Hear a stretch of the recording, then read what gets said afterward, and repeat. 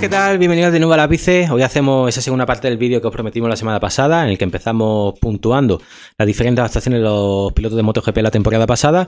Y bueno, en el vídeo de hoy comenzamos, vamos desde Marco Bezzecchi, la 12ª plaza del campeonato, hasta Jorge Martín, obviamente, campeón del mundo. Comenzamos con la peor Ducati de la temporada, en este caso el piloto italiano, del cual yo creo que esperábamos muchísimo en esta última temporada. Después de ese magnífico año en el que estuvo casi luchando por el Mundial hasta el último tercio de campeonato, podemos decir, cosechando muy buenos resultados, victorias, podios, estando asiduamente, ¿no?, en las posiciones cabeceras, llegando también a comandar y a liderar el Mundial incluso en ese primer tercio del Mundial, y que, bueno, pensábamos que la apuesta que decidió realizar quedándose en el equipo de Valentino, contando con ese entorno, todo ese equipo más familiar, bueno, pues pretendía de este modo Bezzecchi poder asentar las bases para poder realizar una buena temporada 2024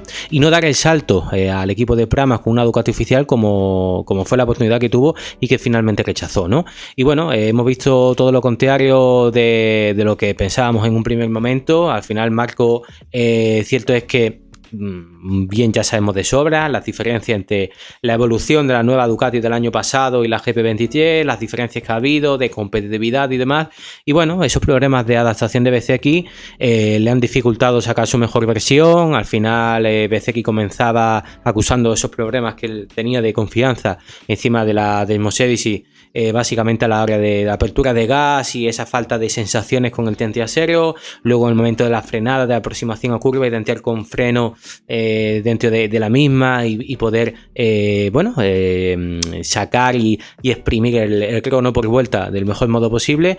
Y al final pues creo que obviamente el rendimiento que ha tenido el italiano no le permite que le podamos aprobar. Yo le pongo un 4,5. Al final, si tenemos en cuenta eso, posición final del campeonato, 12º puesto, 153 puntos, y ha tenido muy poquitos destellos en el Mundial. A principio de temporada pensábamos que con esa mejor posición que consiguió en el Gran Premio de España en el circuito de Jerez, pues parecía que iba a retomar el vuelo, quedando tanto en la clasificación, en posiciones salidas, decimos, en primera fila, segunda posición en Jerez, y también en el circuito de Indonesia, donde fue bastante competitivo, y luego un mejor resultado en la sprint ese mismo fin de semana en el circuito de Mandalika, Gran Premio de Indonesia, y el mejor resultado el domingo, tercera plaza, posición de podio en el circuito de Jerez.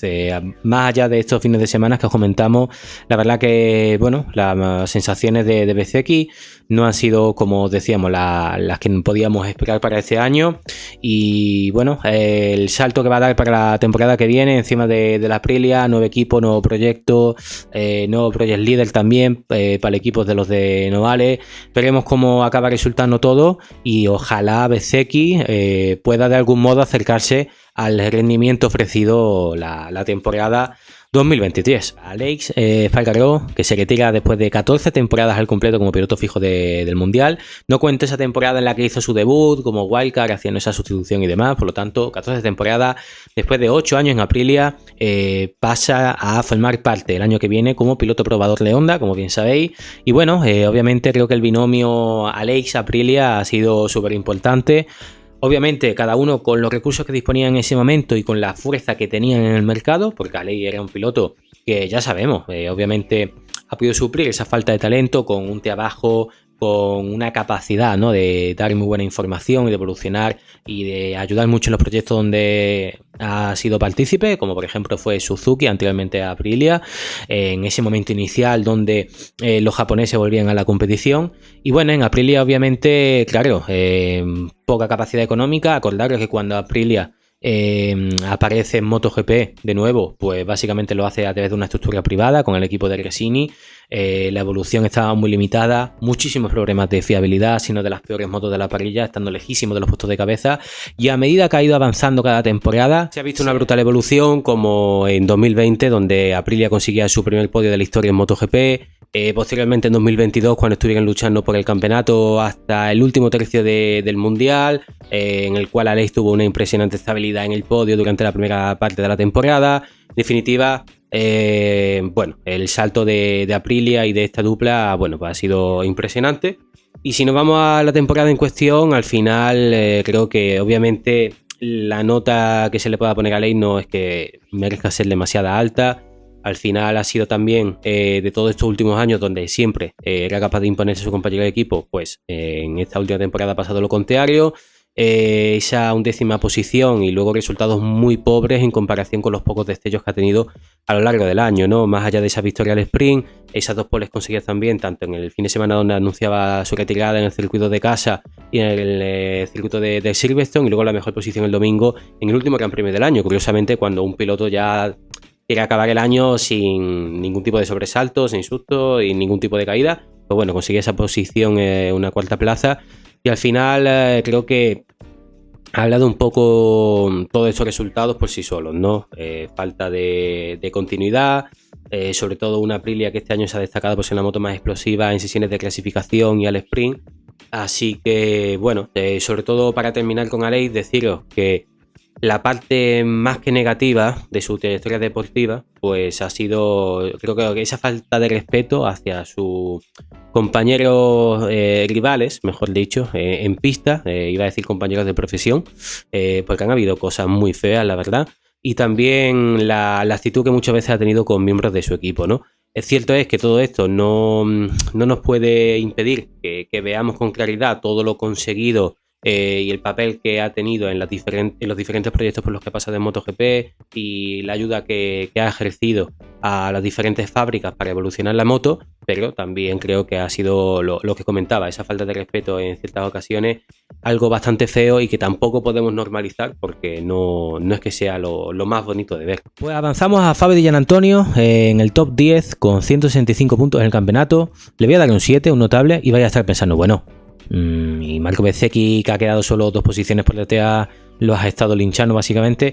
Bueno, la temporada de Giannantonio hay que ponerla en contexto, ¿no? Creo que al final esa lesión le ha lastrado tanto, la que tuvo en el Gran Premio de Austria, circuito del Red Bull Ring de hombro, donde Di Giannantonio ha intentado alargar lo máximo posible el mantenerse encima de la moto y conseguir buenos resultados, pero bueno, esa falta de estabilidad física, de estar al 100% de plenitud, podemos decir, donde necesitaba operarse y no quería hacerlo para no perderse ese final de campeonato. Finalmente, tras el Gran Premio de Australia en el circuito de Phillip Island, decide ya bajarse de las de Mochedici para enfrentarse a esa operación que ya le venía haciendo falta desde hace bastante tiempo. Y bueno, creo que hasta entonces Di Giannantonio ha hecho méritos muy importantes. Acordaros que la temporada pasada era un piloto que estaba fuera del Mundial, que a partir de esa segunda parte, último tercio de campeonato, podemos decir, donde asiduamente se ven en puestos muy competitivos, asomando el podio, mostrándose. Primero, además, que la evolución de Di Giannantonio, para mí yo creo que es una evolución que debería ser la normal para un piloto. Es decir, hay situaciones extrañas que no comprendemos cuando un piloto de la nada aparece y ¡pum!, ya está arriba, está luchando, está siendo rápido, pero Di Giannantonio fue poco a poco. De repente, en entrenamiento, tenía algún destello y enseñaba un poco la patita.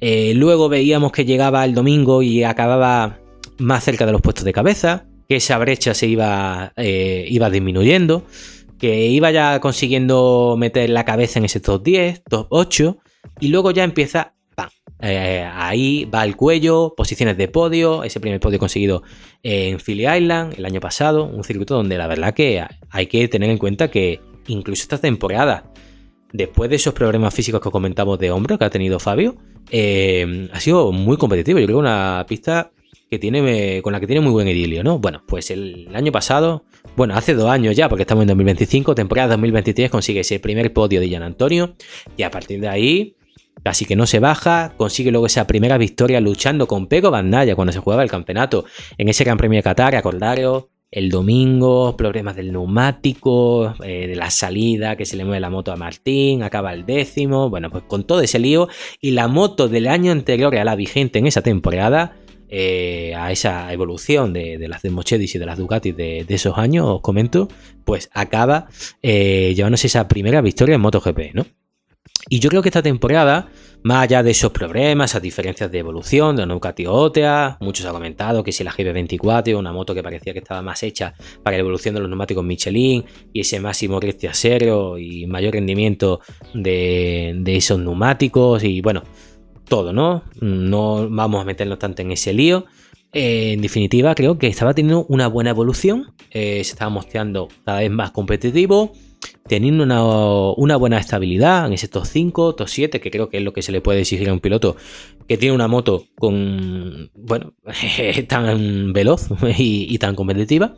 Y yo creo que Gianantonio, sinceramente, después encima de haber estado casi fuera del Mundial, este ascenso triunfal, porque acordaros, el año que viene, el tercer piloto y el único más allá de Pecco Bagnaia y Marc Márquez en el equipo oficial que va a llevar una Ducati oficial, una GB25, es este hombre que estoy viendo en pantalla. Alguien que hasta un año atrás estaba fuera del Mundial. Así que creo que también esto nos sirve para que cuando criticamos a algunos pilotos en ciertas ocasiones y que se nos sube un poco a la cabeza esa sensación de decir, este piloto no vale, este es muy malo, venga, fuera, nada. Pues a la mínima que por lo que sea, pues los factores se alinean, estás bien a nivel físico, a nivel mental, a nivel de confianza encima de la moto, das ese paso que te falta a nivel de puesta a punto, de trabajo, con tu lado técnico del box, lo que sea, lo sumas todo y puedes ver versiones como las de Gianantonio, ¿no? Seguimos con Franco Morbidelli, noveno puesto del Mundial, 173 puntos. Le voy a poner un 5,5 y vamos a explicar la situación de Franco. Al final, joder, vaya comentario el último, el que lo escuche esto solo así. Vale. Seguimos, nada, que me voy de lo que es el vídeo. Morbidelli en este caso, mejor para los amigos, mórbido también para los más allegados. Está en la cuerda floja para la próxima temporada. El salvavidas que le ha lanzado su compañero, su amigo Valentino, permitiéndole estar en su equipo la temporada que viene, ha sido bastante importante, ¿no? Yo con Morbidelli tengo sensaciones encontradas. Creo que es un piloto que ha mostrado muy buen nivel, campeón del mundo de Moto 2, subcampeón del mundo en 2020 también, y que a partir de esa lesión de rodilla en la temporada 2021, cuando estaba con esa Yamaha satélite en el equipo de Petronas, a partir de ahí todo se ha complicado, ya sea por problemas obviamente de recuperación física, luego de sensaciones, de confianza encima de la moto, a nivel mental y de que todo se te va a hacer una bola. Encima él estaba en un proyecto en el de Yamaha que a medida que iban avanzando las temporadas, iba avanzando el tiempo, la competitividad de la fábrica japonesa iba decayendo. Y creo que todo esto ha ido perjudicando, ¿no? Que Morbidelli pueda sacar su mejor rendimiento. ¿Qué ha sucedido? Pues bueno, esta última temporada, ya sabemos, todo el mundo se lleva las manos a la cabeza, como Morbidelli puede ser el único piloto, más allá de Martín y de los dos pilotos oficiales, que va a tener una moto oficial, una GP24, pero claro, tenemos que tener en cuenta que empieza la temporada antes de la pretemporada, en entrenamientos que además que estaban haciendo privados en el circuito de Portimao con Panigales V4 de calle, tiene un fortísimo accidente, creo que es en la curva 6, una curva a derecha de altísima velocidad. Parece ser que tiene un high side, fuerte golpe, impresionante, que se da en la cabeza. Además, en ese entrenamiento también estaban con más pilotos del campeonato y los hermanos Márquez, al ver a Franco tirado en la pista. Además, claro, hay que tener en cuenta que esto no es un fin de semana de gran premio. Hay unos servicios mínimos de atención médica presentes, pero no es con todos los protocolos y con toda la seguridad que puedas tener en un fin de semana de competición, ¿no? Bueno, le echaron una mano los hermanos Márquez para poder auxiliarle del mejor modo y a partir de aquí, bueno, Morbidelli se pierde toda la pretemporada, encima llega una nueva moto, te tienes que adaptar y bueno, han ido avanzando, ¿no? Los diferentes fines de semana. Han habido destellos también importantes por parte del piloto italiano, pero sin una continuidad o una estabilidad también que es la que se le pedía a Morbidelli encima de esta moto, ¿no? Por eso digo que se hace difícil el poder ponderar, porque ya sabemos los problemas que va arrastrando Morbidelli, pero también el crédito que va teniendo se va agotando si no es capaz de conseguir una buena continuidad de resultados, ¿no? Bien, llegamos a Alex Márquez, octava plaza del campeonato, 173 puntos.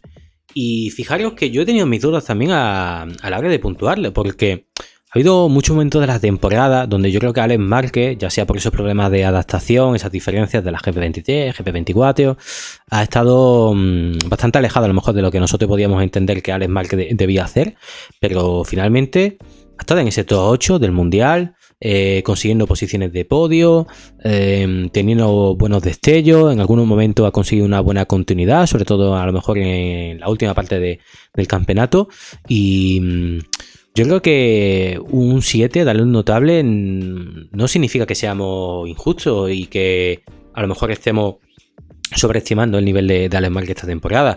Yo creo que al final Alex, el año que viene incluso espero todavía un poco más de él. Es un piloto que, bajo mi punto de vista, por el nivel que tiene, puede frecuentar perfectamente esas posiciones de top 5, top 7, creo que tiene el nivel suficiente. Acordaros, la situación en la que llega a MotoGP, vigente campeón de Moto2, sube en 2020, época de la pandemia, como compañera de Marc Márquez, su hermano se lesiona, se queda básicamente solo ante el peligro. Aún así es el que mejores resultados, los más significativos que consigue ese año en su temporada de debut, consiguiendo un muy buen fin de semana, por ejemplo, Gran Premio de Aragón, circuito de Motorland, hace una remontada impresionante. Luego también ese podio conseguido en el circuito de Le Mans, en una carrera pasada por agua.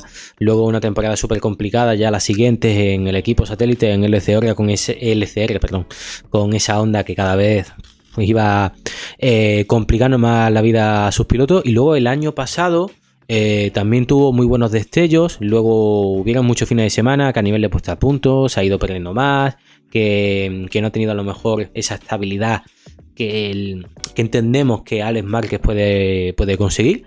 Pero yo creo que es positiva de momento la etapa que está teniendo en Ducati.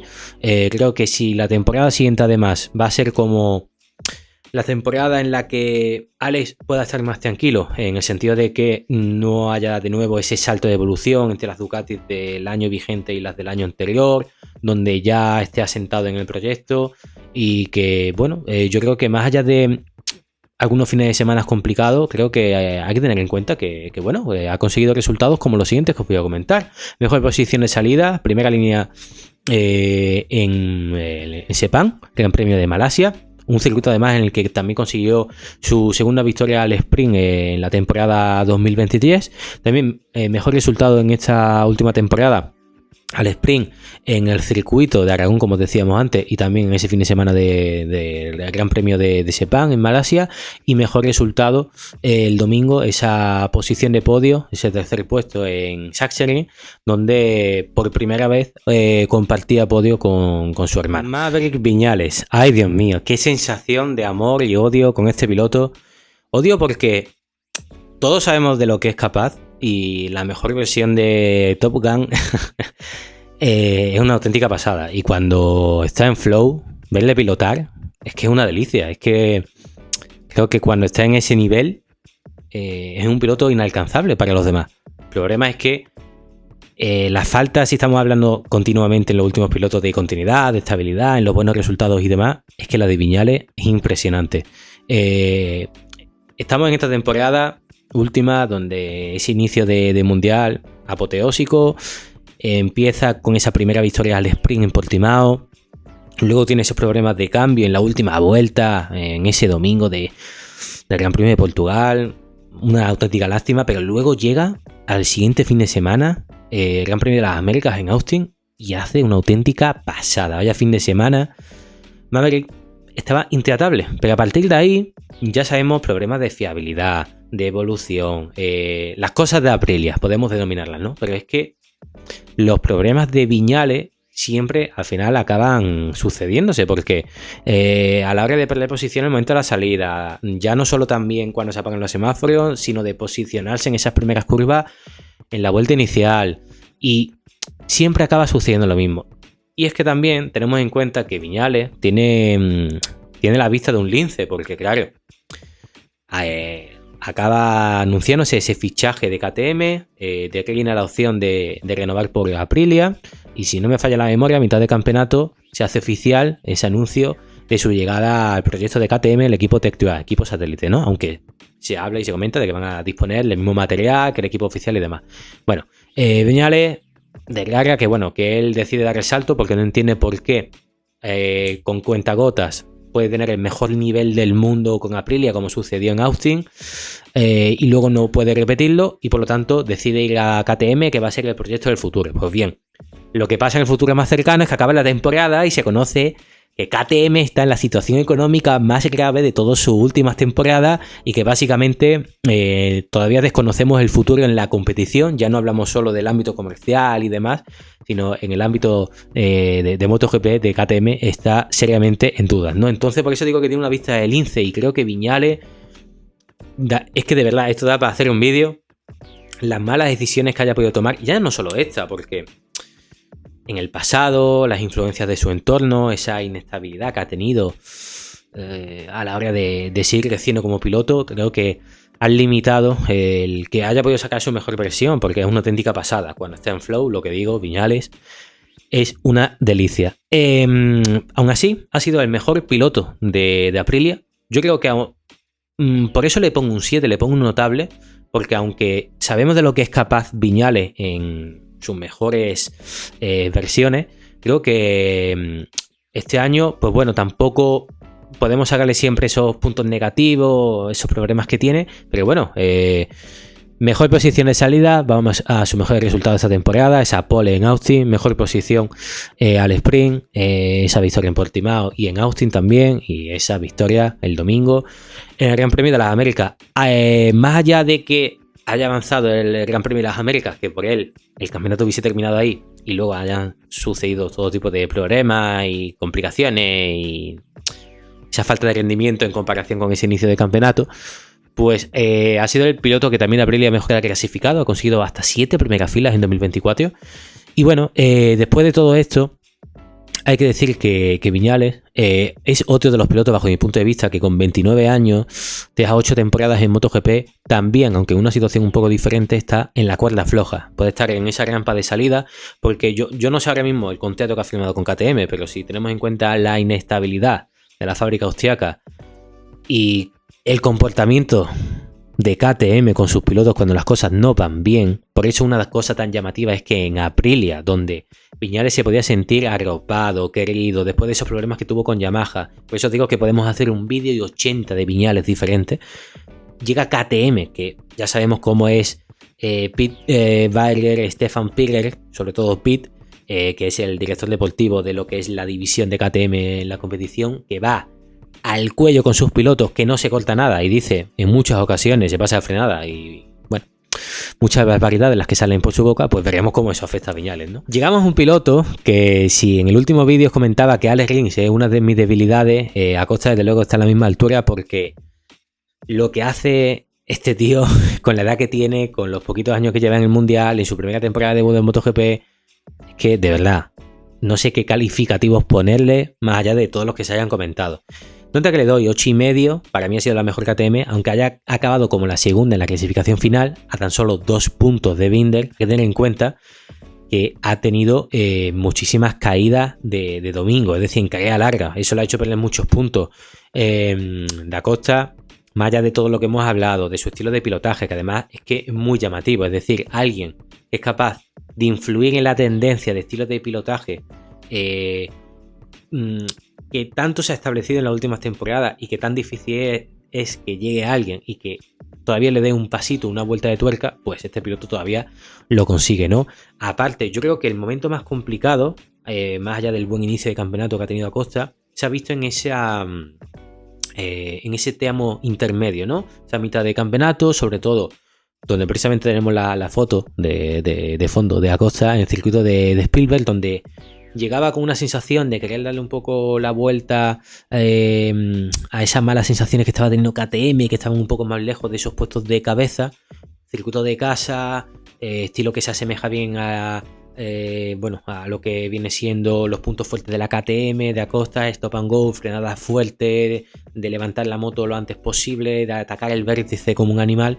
Pues bueno, no salen las cosas y a partir de ahí no se clasifica en Q2, caída, una caída feísima así a Corlight, donde acaba deslizándose y se le bloquea totalmente la moto en el primer tramo de frenada inicial, después de haber tenido una caída.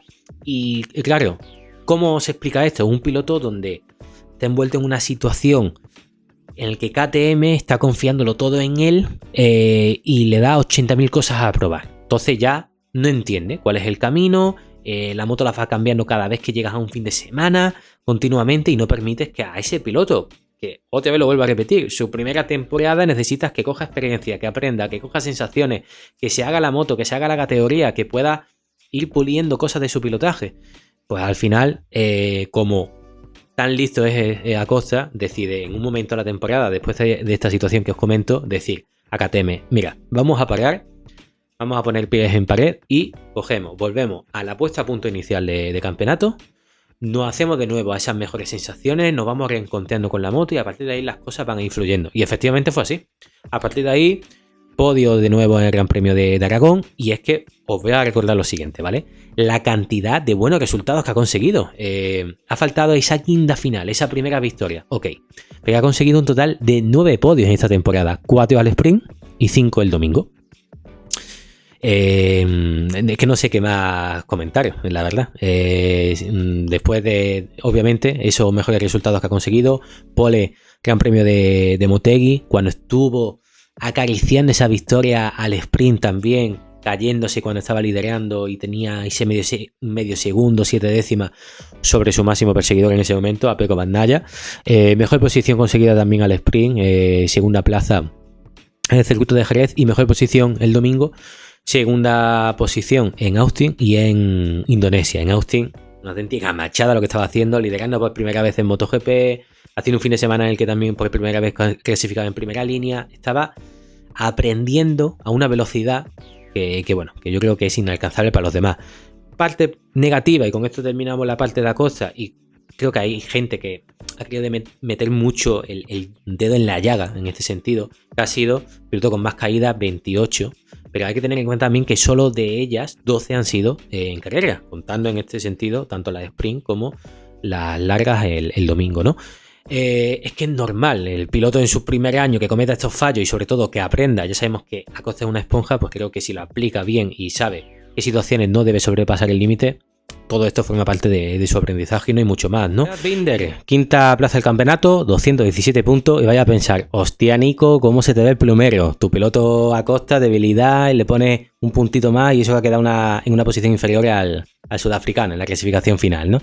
Bien, yo de Binder, de verdad os digo que me parece un talentazo, de los mejores pilotos de la parrilla, pero que tiene esa falta de continuidad, ¿no? De constancia, tanto en su vuelta a vuelta, porque ves que una curva no la hace igual que en la anterior vuelta.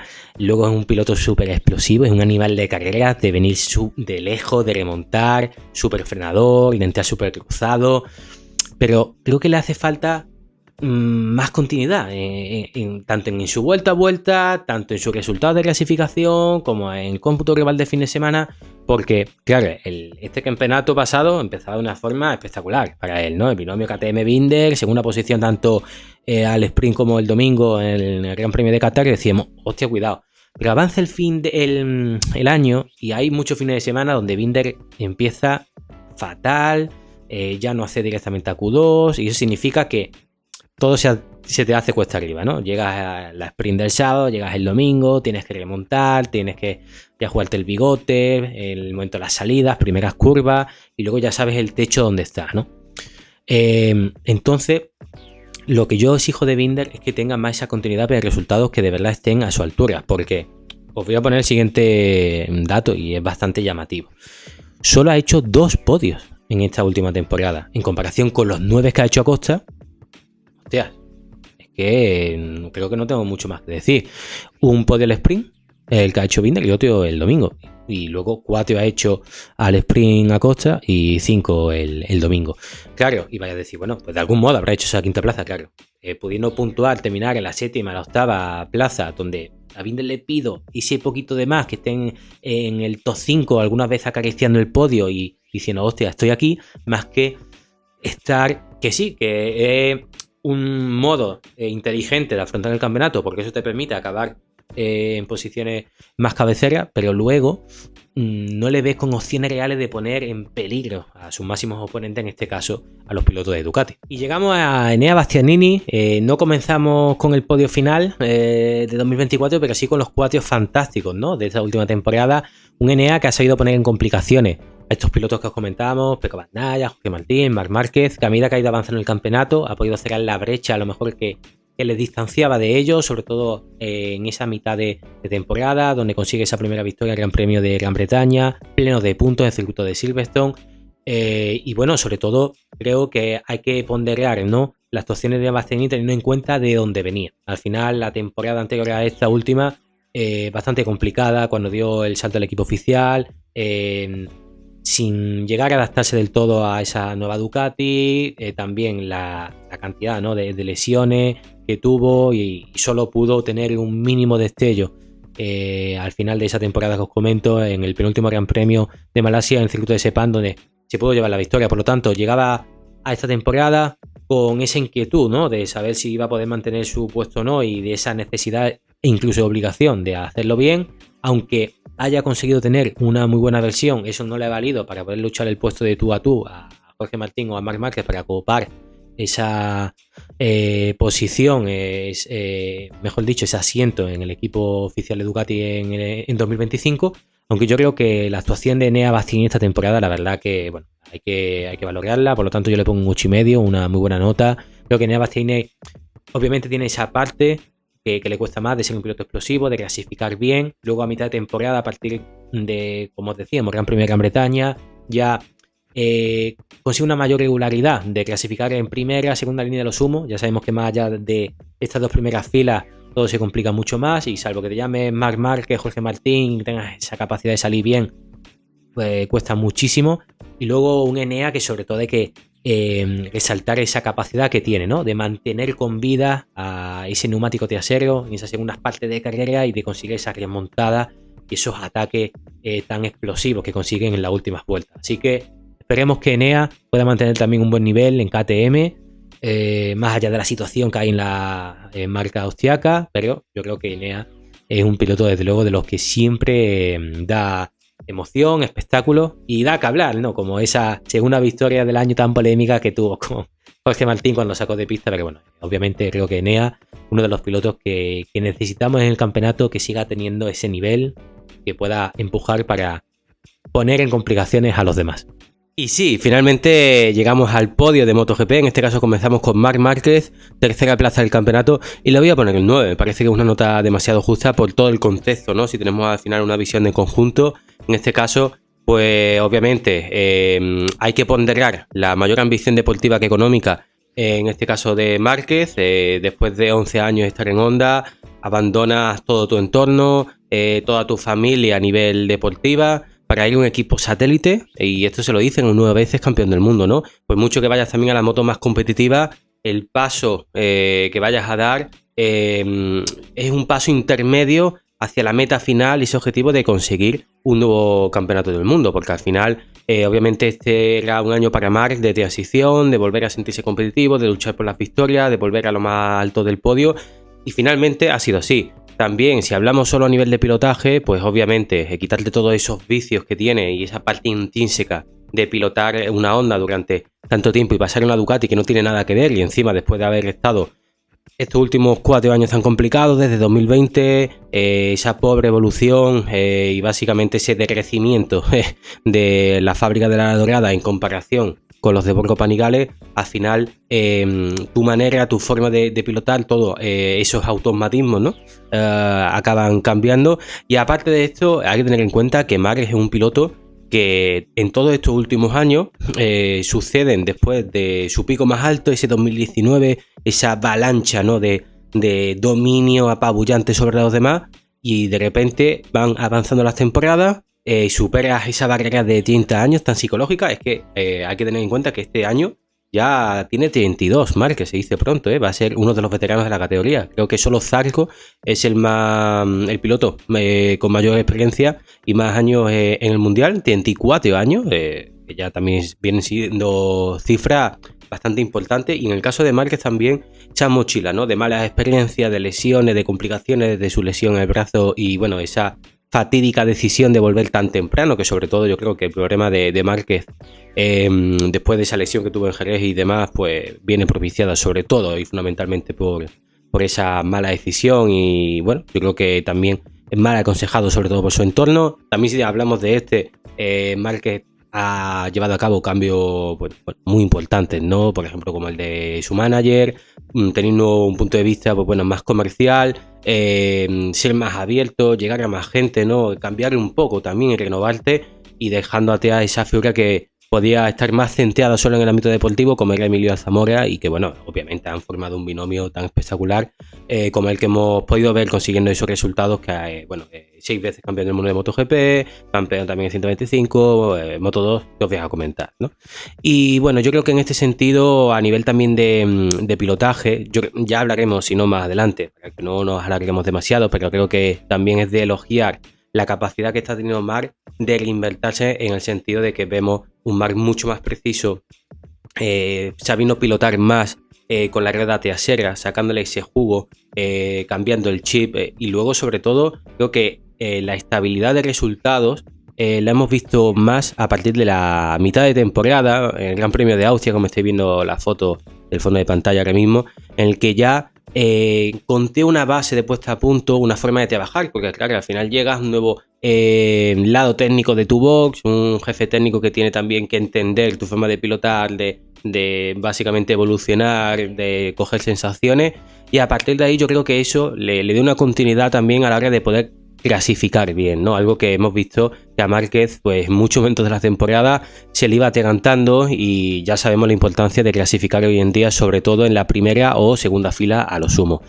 A partir de aquí, pues bueno, hemos visto esas 3 victorias de Márquez en Aragón, de la forma en la que lo hizo. O yo creo que también un calificativo que le podemos poner a Márquez y que le viene al pelo, una denominación que sería la de camaleónico. Ante cualquier tipo de imprevisto, situación cambiante, es el que mejor se adapta, y ya vimos en ese fin de semana en el circuito de Aragón, donde la pista estabas con menos grip, después de ese nuevo reasfaltado y demás, pues estaba marcando las diferencias como un auténtico animal, ¿no? Y sobre todo un circuito a izquierda, ya sabemos que en esas curvas a alta velocidad tiene esa capacidad, ¿no?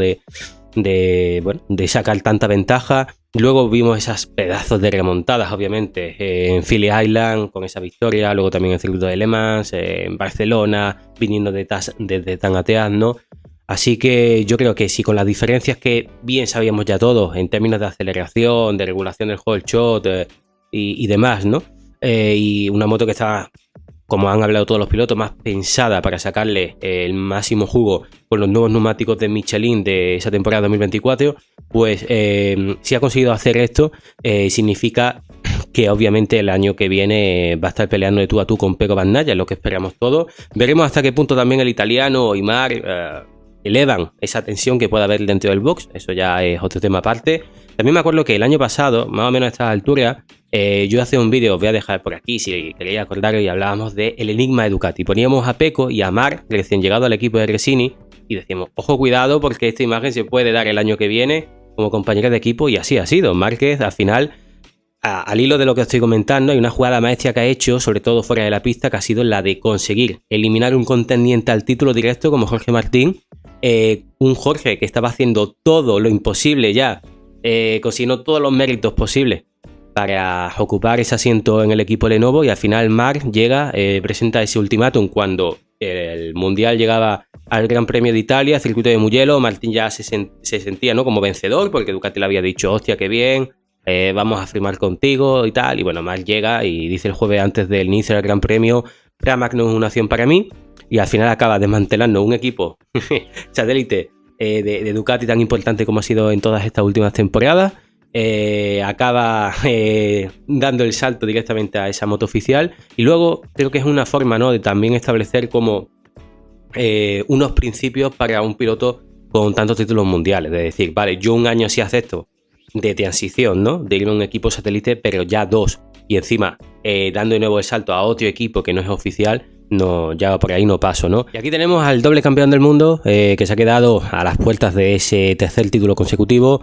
Peco Bandaya, al cual le voy a poner un 9,5. Obviamente, si hubiese conseguido esa guinda del pastel de la que solo le han separado 10 puntos de distancia, pues le hubiésemos podido poner la máxima puntuación. Y el italiano, junto con Jorge Martín, obviamente, pues nos han brindado una temporada espectacular.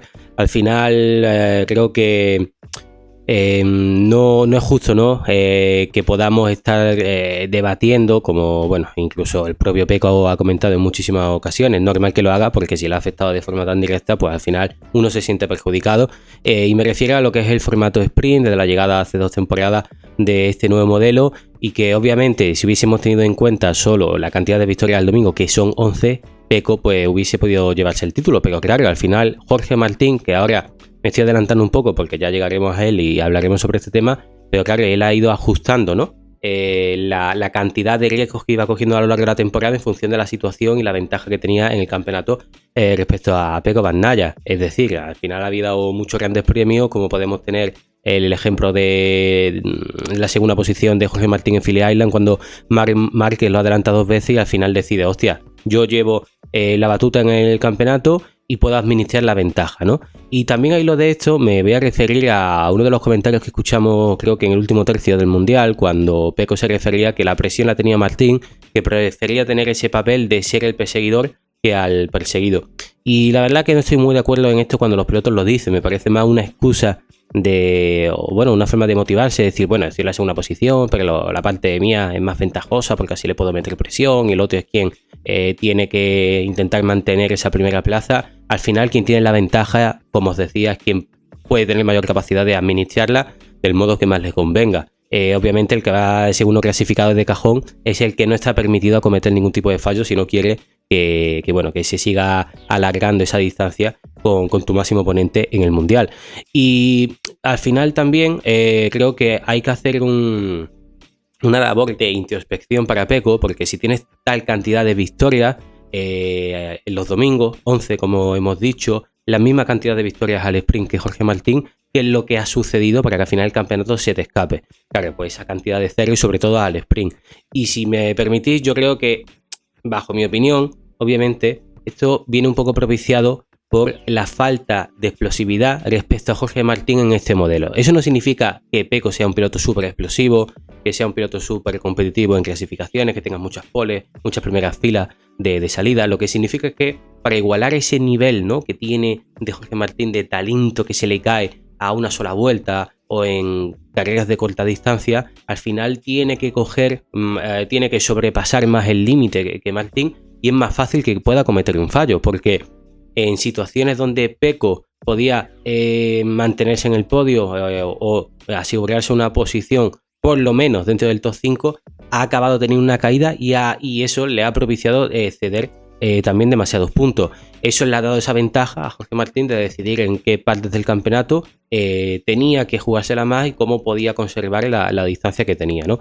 Entonces, en este sentido, creo que este va a ser el punto más importante en el que Peco el año que viene tiene que trabajar, porque al final, si tenemos un Marc Márquez súper entonado, Marc no es un piloto que suela conceder ventaja, que suela dar regalos por Navidad a sus adversarios, ¿no? Entonces, en este sentido, Peco es un problema que ya hemos visto en las últimas temporadas, que siempre viene arrastrando, que más allá, obviamente, del nivel de velocidad que tiene, la capacidad de reponerse ante las malas situaciones, que eso sí que tenemos que destacarlo de Peco, porque al final, para terminar la parte que os decía y doy ya pie a la siguiente, básicamente la cantidad de caídas de Peco de fallos ya sabemos que es una tónica habitual, pero claro, ahora si nos vamos a esa parte positiva para halagar al italiano, hay que reconocer, ¿no?, esa capacidad de reponerse después. Por ejemplo, Gran Premio de Malasia, esa caída en un punto tan crítico, ya sabíamos, curva 9, que se te cierra de adelante, una curva un poquito más complicada, horquillas muy cerradas y demás, y se va al suelo,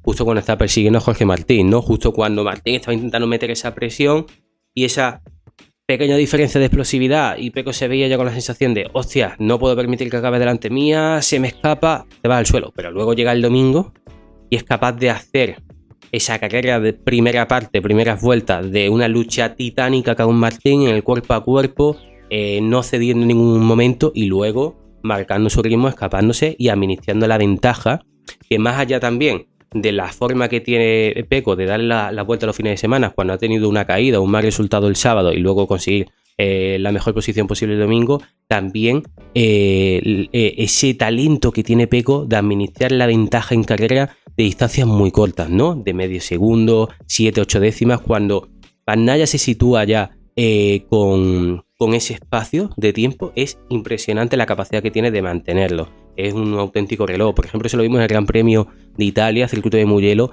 donde Martín, justo en las últimas vueltas, a ver que Pecco que él se acercaba a Pecco, mejor dicho, y que la distancia que estaba en todas las vueltas, en torno a 7-8 décimas, bajaba en medio segundo, intentó dar ese ataque final, y luego sucedió lo contrario, que venía Bastianini, el Comecoco, como decíamos anteriormente, últimas vueltas, ya sabemos la capacidad que tiene de lanzar esos ataques y mantener con vida el neumático trasero, y al final, en la última curva de la última vuelta en Bucines, acaba quitándole a Martín esa segunda plaza.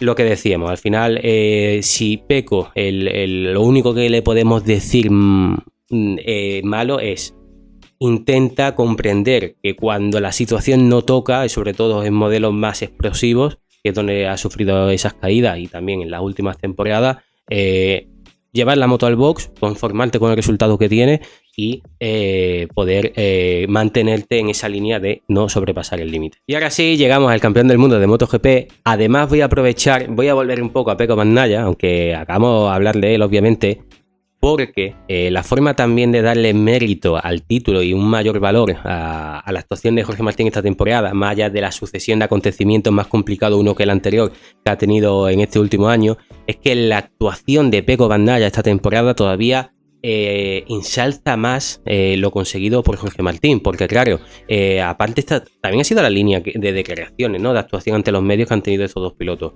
No se han dedicado a desprestigiar uno al otro para intentar ensalzar el nivel de rendimiento que tú tienes en pista, sino todo lo contrario.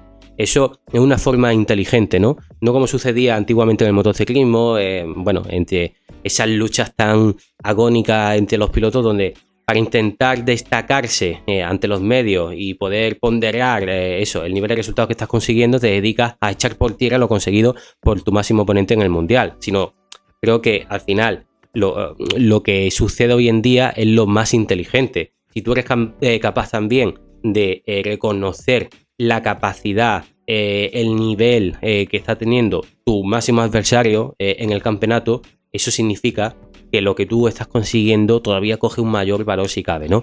Aparte, lo que os decía de Martín, creo que, por deciros ya la puntuación, si no le pongo un 10, es que entonces, ¿qué le ponemos, no?